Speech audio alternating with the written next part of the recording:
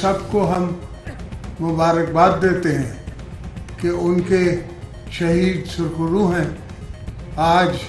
और जब भी मैं उनके घर जाता हूँ तो हर किसी को अपने गम याद आते हैं, हमें अपनी शहादतें याद आती हैं। हर चीज़ मुल्क है, ये धरती है तो हम सब हैं, धरती नहीं है तो कोई कुछ नहीं है। तो अल्हम्दुलिल्लाह अल्लाह ने आपको बड़ी कामयाबी दी। आपने ये बड़ा एक दुनिया को सबक सिखाया है, दुनिया को मैसेज दिया है। और उसने बहुत शोर कर लिया था, अब उसको पता पड़ा कि असल जवानों का मुकाबला कैसे करते हैं और कैसे होता है। और हमारे बच्चे कितने जज्बे से अपनी जान माल हर चीज़ लौटाने के लिए हर पाकिस्तानी तैयार है। सदर आसिफ अली ज़रदारी चयो आहे त दुश्मन जी ग़ुलामी कंहिं बि गैरतमंद पाकिस्तानी खे क़बूल नाहे। ॾुखे वक़्त में हर पाकिस्तानी मुल्क ते जान ऐं माल क़ुर्बान करण लाइ तैयार आहे। शहीद सुरखरू आहिनि, धरती आहे त हू सभु आहिनि, धरती नाहे त कुझु बि नाहे। भारत खे ख़बर पइजी वई आहे त हक़ीक़त जवाननि सां मुक़ाबिलो कीअं थींदो आहे। सदर आसिफ अली ज़रदारी तरफ़ां गुजरांवाला कैंट जो दौरो, पाक फ़ौज जे ऑफिसरनि ऐं जवाननि सां मुलाक़ात। So you have a Pahalgam incident, instead of providing any evidence, because whatever evidence we have seen so far, that is so flimsy that how soon, within minutes, the fingers were started raising on Pakistan. Within 10 minutes, a first investigation report is registered in which it is established that the attackers came from across the border. Within minutes, their social media and media starts pointing fingers at Pakistan. And the fact of the matter is that 2 days ago, their foreign ministry spokesperson was asked on the progress that who are the perpetrators, and he is on record to say that the investigation is still continuing.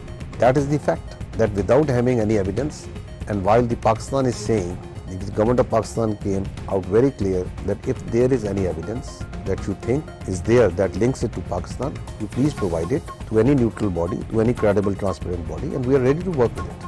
Not opting to go for that very rational approach, unilaterally the Indians decided and they attacked mosques, they bombed mosques with their missiles, they killed children, women, elderly.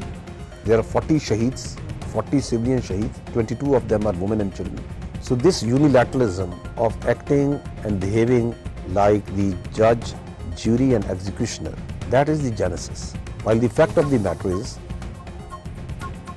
DGISPR lieutenant general Ahmed Sharif चयो आहे त भारत ख़िते में ख़ासि तौर पाकिस्तान में दहशतगर्दी जी सरपरस्ती करे रहियो आहे। पहलगाम वाक़े खां पोइ पाकिस्तान चयो त सबूत आहिनि त अणधुरी इदारे हवाले कयो वञे, हू सहकार करण लाइ तयारु आहिनि। भारत पाकिस्तान जी आछ रद्द कई, बिना जांच ऐं सबूतनि जे इल्ज़ाम लॻाइण किथां जी अकुलमंदी आहे।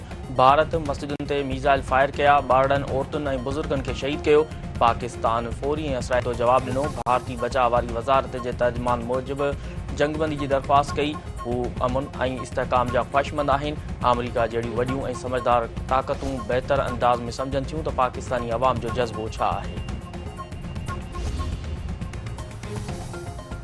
क़ौमी असम्बली जे स्पीकर अयाज़ सादिक चयो आहे त भारत पाकिस्तान जो पाणी रोके जंग जो ऐलान कयो आहे। 50 मिंटनि जी ज़मीनी ऐं हवाई वेढ़ में दुनिया खे ख़बर पइजी वई त पाकिस्तान केतिरो मज़बूत आहे।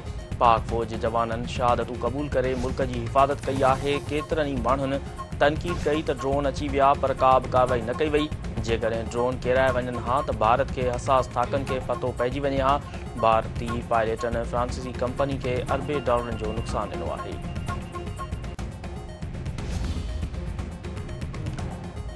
सिंध जे गवर्नर कामरान टिसूरी चयो आहे त पाक फ़ौज भारत जो गुरूर ख़ाक में मिलाए छॾियो आहे। पाकिस्तान भारत खे अहिड़ो जवाबु ॾिनो जेको दुनिया ॾिठो आहे।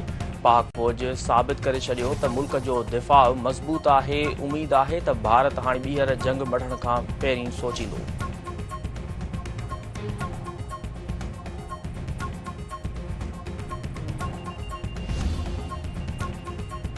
सिजावल भरिसां ज़मीनी तकरार तां झेड़े में हिकु ॼणो क़तलु, 11 माण्हू ज़ख़्मी, हथियार बंदनि लियाकत लुंड खे गोलियूं हणी क़तलु करे छॾियो। मक़तूल जे वारसनि जो एहतिजाजी मुज़ाहिरो ऐं धरणो।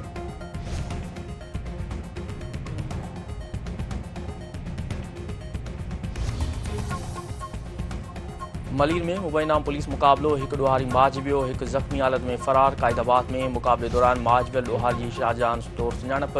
पुलिस जो चवणु आहे त माज वियल ॾोहारी वटां हथियार ऐं मोबाइल फ़ोन हथ कई वई आहे। वधीक जांच कई पई वञे।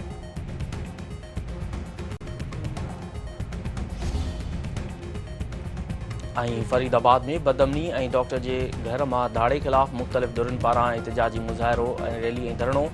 अॻवाणनि जो चवणु आहे त बदअमनी वधी वई आहे। चोरी ऐं फुर रोज़ जा वाक़िया मामूल बणियल आहिनि। पुलिस अमन अमान क़ाइमु करण में मुकमल तौरु नाकाम थी वई आहे।